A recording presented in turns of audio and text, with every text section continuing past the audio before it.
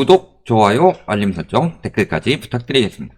질문 3개를 묶은 거예요. 언제 내 집 마련하는 게 좋냐? 판단하는 집 구매 시기, 조건은 어떻게 되냐? 언제 사야 되는지.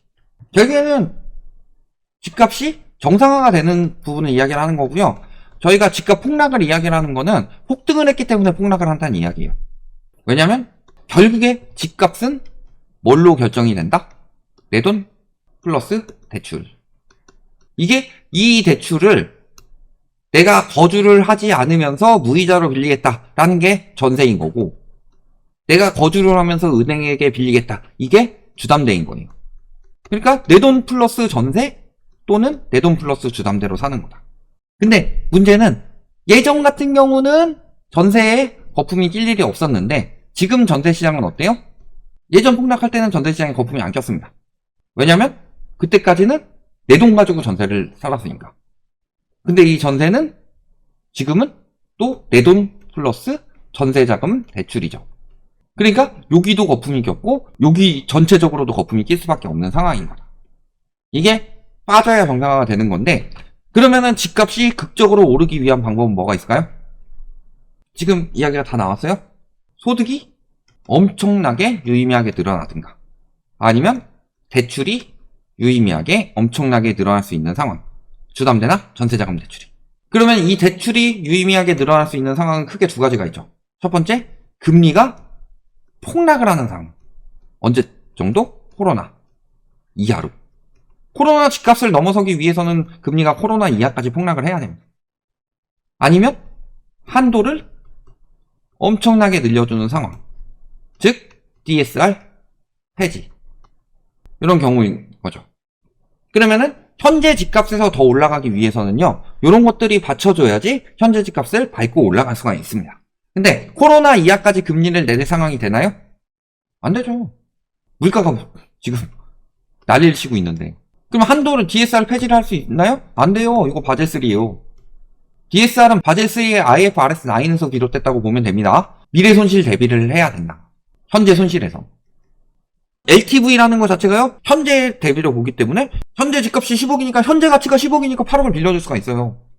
근데 바젤3는 뭐예요? 미래 가치를 대비를 해야 된다고 그랬죠. 8억 빌려주는데 얘가 7억이 되든 6억이 되든 할 수 있어요. 그러니까 이 담보로 회수하는 가능성을 본 게 아니라 차주를 계속 회수할 수 있느냐, 이걸 보자는 거잖아요. 그러니까 DSR은 저 차주가 총소득의 40% 정도는 원리금 상환을 하더라도 나머지 60%로 여러 가지 뭐 세금이라든가 이런 거 구종비용 나가고 조금 아껴서 살면은 먹고 살만 하겠다라고 정한 DSR 비율이 한 40% 안팎이에요. 그러니까 우리나라는 40%이고 미국 같은 경우는 43%예요. 미국이 돈을 더 빌려줄 수 있는 이유는 미국이 돈을 더 잘 버니까 그런 거고요. 지금 그래서 한도 폐지도 코로나 이하까지 금리 인하하는 것도 유의미하게 될 수 있는 상황이 아니다. 소득이 올라갈 수 있어요? 소득이 물론 조금씩 올라가겠죠. 근데 유의미하게 요것들을 다 씹어먹을 정도로, 금리 안 내리고 한도 더 안 내리더라도 씹어먹을 정도로 소득이 올라갈 수 있느냐? 실질적으로 우리나라 실질 소득은 감소 중이랍니다. 그리고 소비도 감소 중이에요. 일자리가 늘어나고 있어요? 그래도 취업자가 늘어나고 있는데, 근데 사회 초년생인 20대, 그 다음에 경제의 허리인 40대 실업자가 늘고 있다고 합니다. 그럼 취업자 어디서 늘어요? 60세 이상. 60세 이상은 정규직이라기보다는 보통 단기 직종이잖아요. 싸게 고용할 수 있는. 이게 현실이에요. 소득이 유의미하게 늘어날 수 있는 상황이 아니다. 왜? 경기가 침체됐으니까. 그런데도 불구하고 뭐 소득이 어마어마하게 늘어나는 것처럼 매번 이야기를 해요? 그거 아니에요. 소득 안 늘어나고 있어요. 그게 현실이에요. 그러니까 집값이 떨어질 수밖에 없다는 거고, 정상화를 이야기를 하는 거고. 그러면은 그 정상화에 대해서 저희가 2019년부터 주장한 이 가격이 얼마냐? 2015년에서 화폐가치 하락분 플러스, 이것을 저희가 2019년부터 지금까지 계속 주장을 했는데 2023년에 요것에 대해서 하느니 드디어 발표를 했죠. 뭐라고 그랬어요? 2015년 가격의 실질 주택 가격이 나와야 된다. 그러니까 저희가 2019년부터 이야기를 했던 거를 지금까지 가만히 있다가 2023년이 돼서야 하느니 이야기를 한 거예요. 2015년 가격의 실질 주택 가격이 돼야 된다. 물론 요 기준은 저희는 서울 기준으로 이야기를 하고 있기 때문에 지역별로는 차이가 있을 수 있습니다. 그러니까 그 가격까지 떨어져야 되고, 지금 한은에서 이야기하는 세 가지가 다 똑같아요. 첫 번째, GDP 대비 가계부채를 80% 수준까지 떨어뜨려라. 지금 현재 기준으로 한 20%포인트 정도 떨어뜨린다는 이야기죠. 그 다음에 두 번째는 뭐예요?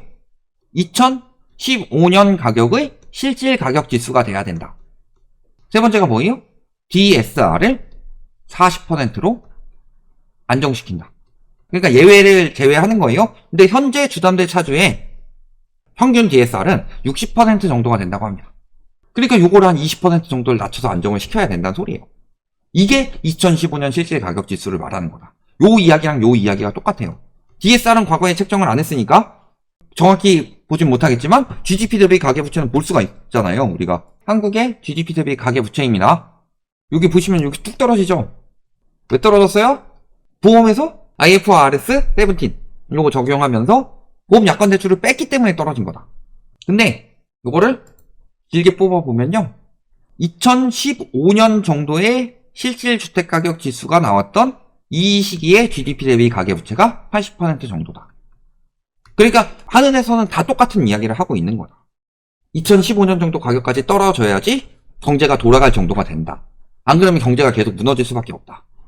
그런 이야기를 하는 거고, 왜 2015년을 저희가 자꾸 이야기를 하느냐? 2015년부터 통화승수 빠진 게 조금 더 가속화됩니다. 그리고 또 한 가지는, 자, 합계 출산율이 2015년부터 급격히 떨어지기 시작합니다. 이 부분에 대해서 저희가 무슨 이야기를 했냐? 2014년 7월에 초이노믹스가 도입이 되면서 무슨 일들이 벌어졌다? 가계부채 증감률이 2014년에서 2015년부터 쭉 올라가면서 폭등을 했다. 가계신용이 폭등을 했다는 소리죠. 증감률이니까. 현재 가지고 있는 사람들이 대출을 어마어마하게 늘리던 시기였다. 오히려 문재인 정부 때 대출 규제를 해서 잡으려고 했던 거다. 코로나 터지면서 늘어나서 문제가 됐던 거고. 그러니까 출산율이 떨어지는 이유는요, 가장 큰 이유는 경제적인 문제입니다. 그런 이야기를 해요. 여성의 사회 진출이 늘어나서 2015년부터 여성의 사회 진출이 왜 늘어났을까요? 좀 더 근본적으로 가봐야죠. 여성의 사회 진출이 늘어나면 당연히 애를 못 낳아요. 출산도 해야 되고 육아도 해야 되는데 회사에선 그걸 곱게 보진 않으니까. 빚내서 집을 사서 빚이 많아졌어요? 그러니까 외벌이 하던 사람들도 투잡 쓰리잡을 뛰든지 맞벌이를 하든지 해야 되는 거고, 애를 낳으려고 하더라도 빚이 늘어났으니까 계획을 뒤로 미루게 되는 거고, 그러니까 출산율이 떨어지는 거잖아요. 그런 것들이 다 문제가, 대부분의 문제들이 2015년에 터졌다. 주식은 얘기가 좀 다르죠. 왜 주식은 이야기가 좀 다르냐면은, 주식은 그동안에 기업이 성장하는 게 있잖아요. 기업이 성장했으면 안 떨어져도 돼요. 근데 부동산은 뭐예요? 부동산이 생산성이 있느냐. 2015년에 산 강남 아파트가 현재 가격은 어마어마하게 올랐는데 이 아파트의 가치가 올라갔어요? 가격만 올라간 거지? 그 아파트 자체가 갑자기 내가 8사를 샀는데 아파트의 가격이 올라가고 가치가 올라가면서 갑자기 막 200으로 늘어났어. 평수가. 아니면은 자체적으로 신축으로 업그레이드를 해. 내가 산 아파트가 한강뷰가 안 나오던 게 가격이 올라가면서 한강뷰가 보이기 시작해. 이랬어요? 그런 거 전혀 없잖아요. 그러니까 오로지 유동성으로 인해서 올린 그 영향이 생길 수밖에 없는 거고. 이게 핵심인 거예요. 근데 실질적으로 아파트 가치 자체는 올랐는데 신축 아파트 지금 퀄리티 보면 어때요? 개판이죠. 그런 거예요. 그러니까 지금 빚으로 부동산 가격만 올리면서 경제가 문제가 많이 생겼어요? 그러면은 결국에는 경제 위기가 터졌을 때 그 가격이 어디까지 떨어지느냐? 경제 위기가 부담이 안 되는 선까지. 근데 실질적으로 과거에 더 많이 떨어졌었어야 되는 게 맞아요. 글로벌 금융이 터지고 더 많이 떨어졌었어야 되는데 거기서 더 많이 떨어지는 것을 막도록 만든 정책이 전세자금 대출이다. 그리고 그 전세자금 대출이 이번에 문재인 정부 때 저금리랑 맞물리면서, 박근혜 정부 때부터 저금리랑 맞물리면서 부동산 시장 폭등을 만들어냈던 거다. 예를 들어 전세자금 대출이 없었으면 코로나 때 그렇게 폭등 못했어요. 그래서 전세자금 대출에서 유지되는 유동성이 있기 때문에 2015년 더 밑으로 빠지기 쉽지 않아요. 그러니까 2015년 실질 가격 지수를 말하는 거고, 그 부분에 대해서 저희가 아파트를 볼 때 보면은 어떤 아파트들은 이렇게 올라가다가 2015년부터 가격이 이렇게 그 상승폭이 커지다가 코로나 터지면서 이렇게 올라갔다가 이렇게 좀 빠졌다가 작년에 데드캣 바운스 나고 요런 아파트들이 있어요. 그러면은 어느 추세에 맞춰야 된다는 소리요? 요 추세에. 이게 보통 코로나 이전 2014년, 2015년 초이노믹스 때부터 올랐던 아파트들은 최소 4년 정도는 걸릴 거다. 최소예요. 더 걸릴 수도 있어요. 그리고 그 전까지는 변동 없이 거의 이렇게 가다가 코로나 터지고 나서야 이렇게 올라갔던데. 예를 들어 오산 뭐 이런데. 청주 뭐 이런데. 여기도 이렇게 된 상황이죠. 그럼 이것도 역시 이 추세에 맞춰서 이 정도 가격까지 빠졌을 때 사는 게 합리적인 거예요. 실거주는 아무 때나 사라 그러죠. 그것만큼 개소리가 없어요. 예를 들어서 내가 투기를 했어요. 갭 투기를 했다. 이거는 여유 자금으로 하죠. 그리고 모든 투자라고 하잖아요. 본인들은 투자는 손실 가능성도 생각해가지고 들어가는 거예요. 이 사람들은 돈을 벌 수 있겠다. 예를 들어서 코로나 때 집값이 올라갈 때 내가 20년에 사가지고 21년에 팔아서 단타로 벌어야지. 이런 사람들은 이때 사도 되잖아요. 근데 실수요들은 어떻게 돼요? 예를 들어 2015년에 산 사람은 5억에 산 집인데 2021년에 13억에 샀다고 해봅시다. 이 기준은 서울의 중위 아파트 가격을 토대로 말하는 겁니다. 그러면요, 지금 이 사람은 8억이 더 들어갔죠. 대출 절반 받는다고 했을 때 2억 5천. 내 돈에 2억 5천 대출이죠. 근데 이쪽은 6억 5천, 내 돈에 6억 5천 대출이에요. 그러면 대출이자가 4억 분만큼 더 붙어요. 최소한 300은 더 붙을 거예요. 그러면은 이 사람보다 소비를 300을 더 긴축을 해야 돼요. 근데 그 전에 내가 6억 5천이 있는데 2억 5천 대출 받아서 4억 가지고 또 막 다른 기회 비용으로 쓸 수 있는데 이 사람은 또 이 돈도 여기 다 묶여 있어. 그러니까 5억에 산 사람은 13억에 산 사람보다 훨씬 더 여유롭고 행복하게 살려면 이 13억에 산 사람들은 8억만큼 계속 쪼달릴 수밖에 없는 거예요. 그러니까 실수요들이 고점에 사면은 내가 그 돈이 계속 거기에 물려있기 때문에 10년 뒤에 올라가지고 하더라도요, 10년 뒤에 오른다고 하면 내가 갈아타려면 돈 더 들어요. 집은, 실수요자들은 집을 한 번 사면요, 거기서 돈을 빼지 못하기 때문에요, 거기에 넣었을 때 내가 부담이 얼마나 되는지를 봐야 돼요. 그러니까 이야기를 하는 거예요. 실수요자들이야말로 아무 때나 사는 거 아니다. 실수요자들이야말로 부동산 그래프가 이렇게 사이클이 이렇게 돌 때 이 정도 수준이 정상가라면 무조건 이때 사야 된다. 근데 저희가 말씀드린 2018년 11월이 이때쯤이었어요. 그래서 2012년, 19년부터 다시 올라간다고 부추기더라도 데드캣 바운스니까 하지 말아라. 근데 데드캣 바운스 나고 떨어져야 되는데 코로나 터져가지고 이렇게 올라가니까 사람들이 지금 미쳐가지고 산 거예요. 전세가가 폭등하니까. 그러니까 이번에 빠지는 폭은 훨씬 더 클 수밖에 없죠. 10년 뒤에 간다고 하더라도 지금 가격보다 더 높아질 수가 없죠. 그러니까 코로나 때 사는 게 제일 위기라고 했던 거고. 그러니까 언제까지 떨어져야 돼요?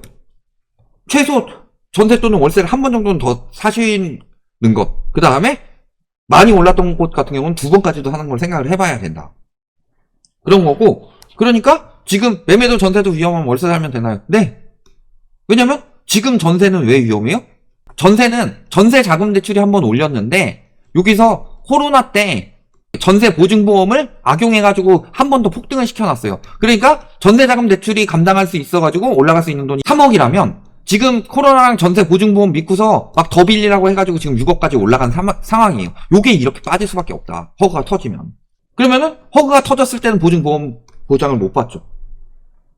전세 금액은 내가 평생 모은 돈 아니에요? 그러니까 월세 이야기하는 거예요. 내가 월 100만원씩 내서 1200만원이 아깝다고 하시면요, 집값은 1200만원 이상 떨어질 거고 전세금 날리면요 수억 단위로 날아갑니다. 근데도 불구하고 내가 주거비 1200만원이 아깝다? 우리나라 월세가 그렇게 부동산 대비 비싼 편은 아니에요. 다만 부동산 가격이 비싸니까 월세가 비싼 거지.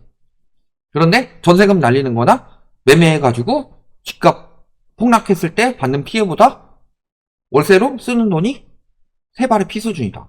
그렇다면은 내 주거를 위해서 그 정도 주거는 해야 되니까 그 정도를 못하겠다라는 건요, 너무 다 가지려고 하는 마인드가 되지 않겠냐. 하나를 얻으려면 하나는 포기해야 되는 경우가 있습니다. 근데 지금은 10개를 얻으려고 하나를 포기하는 상황이 월세를 사는 거다. 요 말씀을 드리는 거다. 이렇게 보시면 되겠습니다.